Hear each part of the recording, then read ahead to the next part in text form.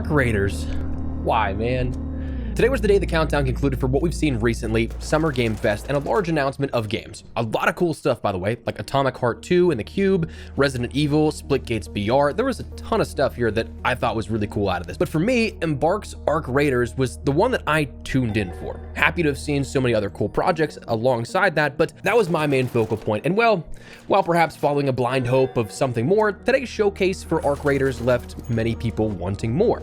Now, as a sort of recap here, how we got to this point, recently we ended up seeing that the game itself was updated, where the game files added a sort of troll program, where, as mentioned, this was something that was an application that would launch that would troll you by saying play now, but you could never actually click on it. But alongside that, you also saw coded base64 messages, things that would include, I'm not telling you when the release date is, things like the Arc Raiders social links. But more importantly, there was a countdown timer to the start of Summer Game Fest.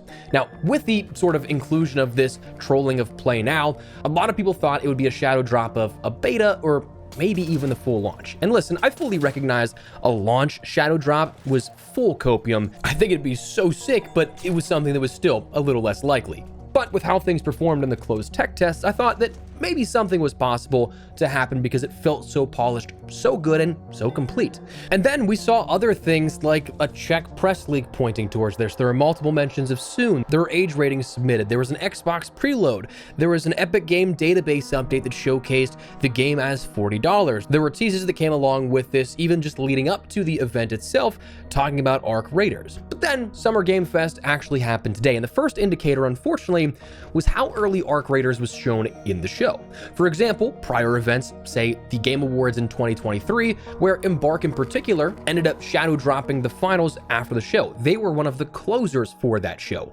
Today's Summer Game Fest presentation, Splitgate announced its BR at the end of the show, but Arc Raiders was situated around the half-hour mark into a 2-hour presentation. So not a great start there. Immediately, I figured, okay, it's probably just a launch announcement as the big thing, which is sure, all well and dandy, which is ultimately where that trailer led to. But the confirmation we got today was indeed the launch date, but much further away than most of us anticipated. The launch is now confirmed for October 30th. Kind of dangerous timing for a number of different reasons. And again, being this was something that is so far out still, a lot of people were not expecting this in particular. For me, I think my big concerns come down to not capitalizing on the hype and the competition of that time of year. So let me explain. In terms of not capitalizing on the hype, mainstream and all, it's going to have its core niche audience. Absolutely. Like, just like the finals, a year, 2 years down the line, there's still going to be that dedicated fan base because the game inherently, I think, at its core, is a very good game. But capitalizing on that sort of commercial success and what you see out of Arc Raiders is built on a lot of the hype, reaching mainstream audiences.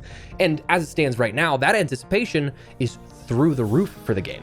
Going into today, a lot of people had tuned into Summer Game Fest solely for this game and what they saw.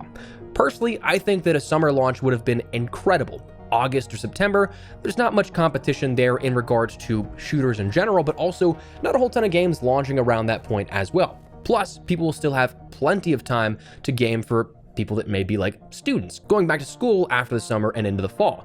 Much more alongside that. But also you have to consider competition at the end of October, early November is probably around the highest for some of the larger, of course, shooter games, but gaming in general. A lot of people like to take advantage of that Q4 sort of sales boost. A lot of people are spending more around Christmas and the holidays. So competition is absolutely going to be there. And we've talked about how this game basically put Marathon to shame. Pending no crazy changes, of course, I do think that's still going to be the case as a direct competitor in the extraction genre. And we still don't know if it's going to be something that is indeed delayed or not. So there is the possibility that it doesn't even have to contend with Marathon at all, but I'm more so talking about the shooter category in general. That, for people here on the channel, that's COD season. Depending on when things are announced for this game this year, COD has historically, for the vast majority of titles, released in the final week of October to the first week of November in almost all cases. Not to mention the technically unannounced Battlefield 6. I say technically unannounced because we know a game is coming, we don't know when it will launch, and we don't know the name of it, but that still has potential to be something to contend with another Q4 launch as well. So while I'm not necessarily concerned about the game's longevity, that core audience, again, is going to be there no matter what, and the crossover likely isn't a whole ton of an issue, but just from a sheer economic standpoint, $80 for COD and a Battlefield, $160 right there, and another $40 for Arc Raiders. $200 in today's economy, that's asking a lot of fans. So to situate it squarely in between a couple of these other big launches, I personally don't think that I would have made that decision. Maybe it's something that is what is required. The game is going to be ready for sure by then, and it's one of the things that, like, we don't know the details behind the curtain. Maybe, again, that is the earliest. But personally, do think it's a little bit of a bummer. But here's the thing. I'm not writing this off just yet. I do think that this is far enough out that we have so much time for a steady stream of marketing and mainstream appeal to push it with, say, a traditional marketing campaign. Yes, we as gamers love the sort of surprise of a shadow drop. Yes, it worked well for the Finals and Embark's last game, but it is something that, I mean, if you look at every other game, you usually end up seeing marketing campaigns building the anticipation from a larger point out. I do think that at some point a beta is going to end up coming into play. Honestly, with Gamescom in August, I would not be surprised if there's another showcase of that game during Opening Night Live, the next sort of larger game showcase beyond what is going to be the Xbox Game Showcase this upcoming Sunday. But beyond that, August and Gamescom Opening Night Live is going to be another big focal point for the industry. So it is something that you could end up shadow dropping a beta after that, giving players a lot more hands-on time, kind of bridging that gap between the closed tech test and the full launch, satisfying that hunger a little bit while also opening it up for even more players to try and giving critical feedback for a larger portion of the game's offering compared to what we saw in the tech test and versus what we'll see in the full launch of the game. Here's the thing. I think this game is special. I loved it during the tech test and have been fiending for it since. I'm going to play it regardless. The overall sort of situation of this is just a less optimal outcome for what I had hoped it to be. Admittedly, I am a bit disappointed that Embark decided to leave such obvious breadcrumb trails that indicated almost hints towards play now, that type of element of things, and then just didn't deliver on it. But other than that, it's whatever. I think that this is the only sort of blemish I have on an otherwise game that I am incredibly excited for. But beyond that, not necessarily talking only about being disappointed with the announcement date or how the date is still so far out, we did actually learn a little bit more about the game upcoming. On a brighter note, we got glimpses of more content, including at least one new map.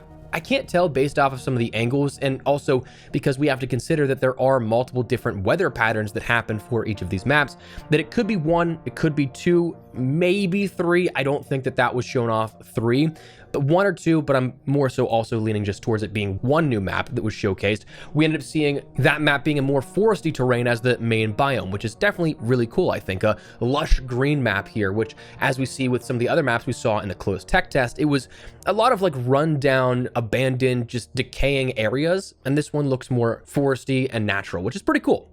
We also learned of a potentially new unknown arc threat, which I think might be pointing towards that larger rod-shaped arc machine that we saw, which looks so much bigger than anything else that we saw, which is kind of crazy to consider because the Queen, I mean, that took so much of the lobby's teamwork, focus, and everything in between. So I'm not sure if I'm ready to know how powerful this new unknown arc threat brings to the table and what kind of rewards that we'll end up seeing if you do end up taking that out.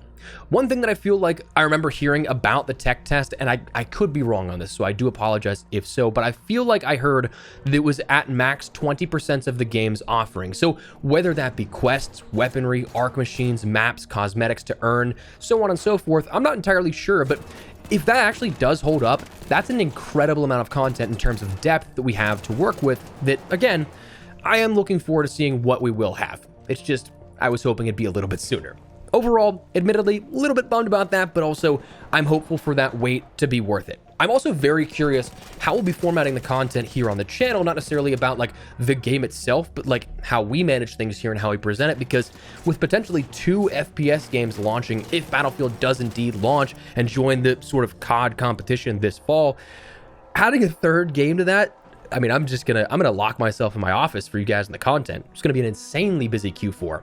I do think that if that's the case, we'll probably be putting like larger scale, more produced style videos here on the channel, then having more like guides or like raid runs on the second channel, and then I mean, maybe even there's a third, but we're probably getting ahead of ourselves here at that one. Anyways, Arc Raiders, unfortunately, a hefty wait still ahead of us, another 4.5 months, but fingers crossed it's all worth it. And fingers crossed we get a beta, perhaps again after Opening Night Live in August, but we'll see.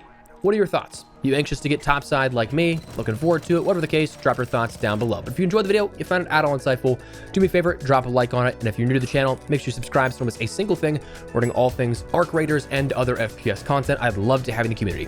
For now, thanks so much for watching. My name is Espresso. I'll see you later. Take care and peace.